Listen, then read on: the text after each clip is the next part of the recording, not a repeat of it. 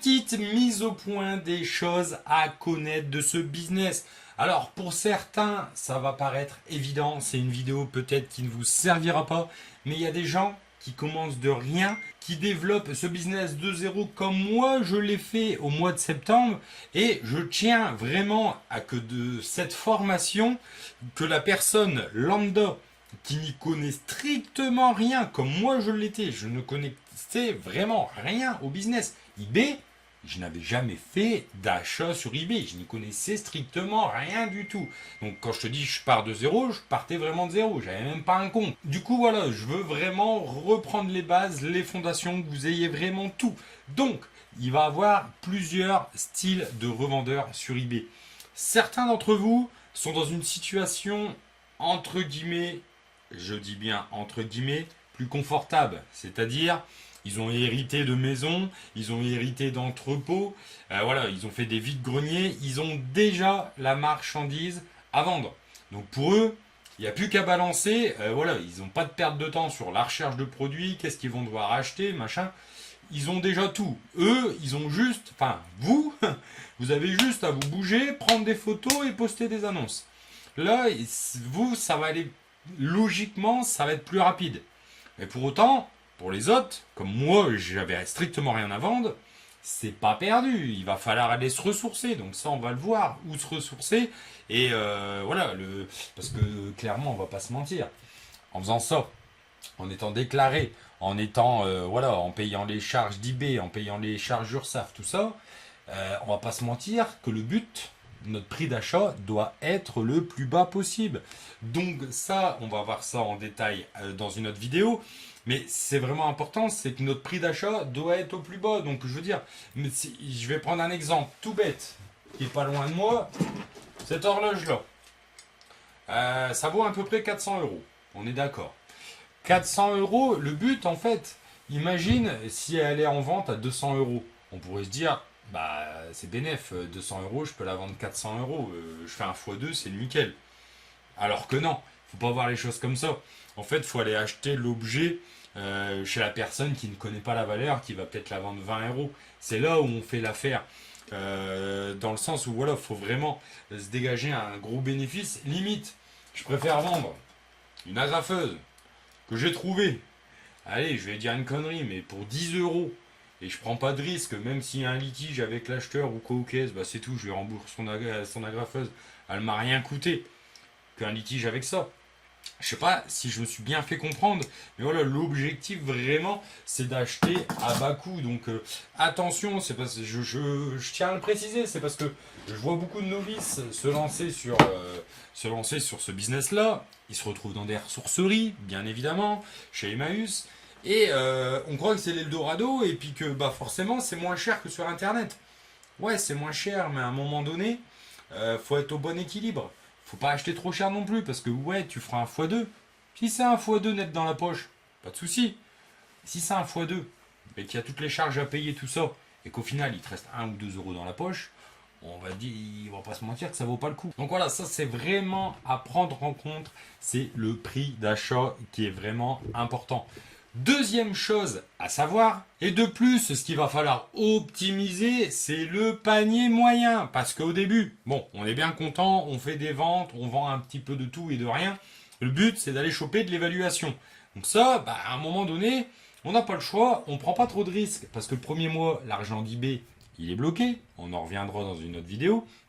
Donc, si tu commences à engager beaucoup d'argent le premier mois sur des gros objets, bon, c'est tout de suite plus compliqué parce que ton argent va être bloqué et en plus de ça, tu vas devoir avancer les frais de port que tu récupéreras pas non plus. Donc, les petits objets, c'est quand même intéressant à vendre au début. Ça, alors voilà, on limite les risques, on prend des bonnes évaluations, donc ça c'est plutôt cool. Par contre, après, il faut vite se mettre dans la tête qu'il va falloir optimiser son panier moyen. Enfin, à un moment donné, vaut mieux faire un colis à 50 balles qu'en faire deux à 25 balles. Ça te fait moins de travail et tu gagnes le même argent. Moi, aujourd'hui, à l'heure où je tourne cette vidéo, je suis à un panier moyen de 32 euros. C'est pas déconnant, c'est pas mal, mais c'est pas encore suffisant. En tout cas, pour mon objectif que je me suis fixé, moi j'aimerais être aux alentours des 50 euros. Voilà. Quand tu commences à faire un colis 50 euros, bon, voilà, il est rentable le colis, hein, même si, voilà, c'est pas 50 euros net dans la poche. Tu sais pourquoi tu fais le colis, tu sais que tu vas toucher un petit billet dessus. Voilà, donc après, ça, c'est ma vision des choses. Il y a des gens qui vont préférer vendre que des produits très chers. Après, tout dépend de ce que vous voulez vendre, tout dépend de votre spécialité. En tout cas, peu importe votre spécialité, le but, dans un premier temps, dans votre tête, il faut qu'il soit clair, c'est de monter un compte eBay avec des évaluations positives. Il faut des évals positives. Ah, comme ça, après, vous déclenchez bah voilà, toute une série déjà d'évaluations positives. Après, comme moi, vous passez en vendeur top fiabilité.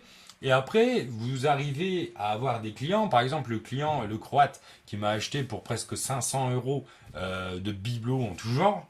Est-ce qu'il aurait passé la même commande sur un compte qui est tout neuf, qui n'a pas d'évaluation? Je sais pas. Je l'affirme pas parce que je ne peux pas. Mais je pense pas. À un moment donné, voilà. Il y a beaucoup de vendeurs sur eBay. Il faut se démarquer. Faut être sérieux. Faut donner envie à l'acheteur. Il n'y a pas que le prix qui compte. Hein. Vraiment, tout est important sur eBay. Qu'on passe de la photo au titre à tout. Enfin, c'est une atmosphère. Si je prends l'exemple, une bouteille d'eau, tu vas au supermarché, ça vaut rien. C'est éclaté, c'est 15 centimes. Voilà. Tu vas une bouteille d'eau dans un concert, bon là déjà c'est plus le même prix, tu passes à 3 balles la bouteille, tu vois, c'est plus dans le même lieu, t'es plus dans le même contexte, tu vois, le prix là a changé. Tu te retrouves à 4 heures du matin, en plein village, t'as une supérette d'ouvert, tu payes ta bouteille d'eau 6 balles. En même temps, voilà, c'est le lieu qui fait que la bouteille d'eau elle est à ce prix là, alors que la bouteille d'eau elle est toujours à 17 centimes en supermarché. Donc voilà, c'est l'endroit où tu te trouves. Enfin, j'essaye de vous imaginer la chose. Mais c'est dans l'endroit où tu te trouves qui fait la valeur. Donc voilà, si tu as une boutique de qualité, qualifiée, où voilà, les photos sont belles, tout est harmonieux, voilà, il y a la bannière, il y a la photo de profil, il y a tout qui va bien, il y a les évaluations, tu peux te permettre de vendre plus cher. Et en fait, il y a même des objets, si je les mettrais moins cher, ça ferait bizarre. Parce que toute ma boutique, c'est des beaux objets, c'est tout ça. Je viendrais à mettre un truc à 7 euros, c'est bizarre. Il y a une couille dans le pâté, le truc il est cassé, il est bizarre. Donc voilà. Après, c'est des valeurs perçues. Alors il y a des trucs, on est sur des trucs de taré. Hein. Quand je vois ça, là, le Canti Cantaro, catalan, je ne sais pas ce que c'est. 50 balles, bon, ça les vaut peut-être. Hein. Mais c'est chaud quoi. 50 euros, ça en brocante, je mets pas plus de 2 euros et corps, je l'achète même pas. Alors que ça tombe, je connais pas l'objet. Hein. Ça tombe, ça vaut une fortune. Par contre, la petite boîte à côté, ça, c'est ce genre d'objet où ça j'achète. Et 25 euros, c'est un bon prix. Vous voyez, par exemple, ça c'est pas mal. Celui-là, c'est pas mal aussi. Donc, enfin bref, je pense que tu as compris, mais le panier moyen, faut l'avoir en tête. Au début, c'est compliqué parce qu'il te faut de l'éval, mais il faut vite l'optimiser. Parce que crois-moi qu'après, quand tu te retrouves avec 300-400 objets en valeur de panier moyen 15 balles, bon, il va falloir les écouler, et puis ça va te faire une paire de colis, et tu vas pas gagner grand-chose. En 3, il va falloir t'installer une routine. Parce qu'au début, tu vas voir, tu vas être là à regarder, tu vas prendre ton téléphone, je te vois déjà, hein, je te vois déjà. Tu vas être là à regarder ton téléphone, tu vas posté 3 annonces, j'ai pas de vue. J'ai pas de vue. J'ai pas de vue. Voilà. Tu vas être fixé sur j'ai pas de vue, j'ai pas de vente. Je le dis, on est dans la deuxième vidéo. Hein. Tu vas me dire ouais, j'ai fait tout ce que tu me dis et j'ai pas de vue, j'ai pas de vente. Tranquille, tranquille, tranquille. Prends cette chance de ne pas avoir de vente au début pour t'installer et t'organiser. Voilà, à un moment donné, je ne sais pas combien d'articles tu as, mais à un moment donné, il va falloir les ranger, les photographier. Voilà, il va falloir s'organiser. Et pareil, si demain, imagine demain, tu as une commande, comme moi par exemple, là, de 13 articles, tu as des cartons, tu as le scotch, tu as le papier bulle, tu as tout ça. Donc voilà, tout ça, c'est une organisation à mettre en place. On va le voir dans des vidéos prochaines. Mais voilà, il faut vraiment se servir du début où c'est calme pour t'organiser, pour trier, pour ranger, pour faire ton studio photo. Voilà. C'est tout ce temps-là, moi c'est ce que j'ai fait. Hein, où il y a des moments où c'était calme, où je me remettais même en question. Je me suis dit, ouais, eBay ça marche peut-être pas en fait, ça fait 3 jours que j'ai pas fait de vente. Et puis d'un coup, bing, 200 balles qui tombent, tu vois. Et là, tu retrouves le sourire. Et puis tu dis, ah ouais, si, ça marche. Voilà, alors, en fait, c'est des hauts et des bas. En fait, quand on n'a pas de vente, on dit, ah, ça marche pas, c'est nul, c'est nul. Et puis quand on a des ventes, on dit, ouais, jackpot, jackpot, jackpot. faut pas être impatient.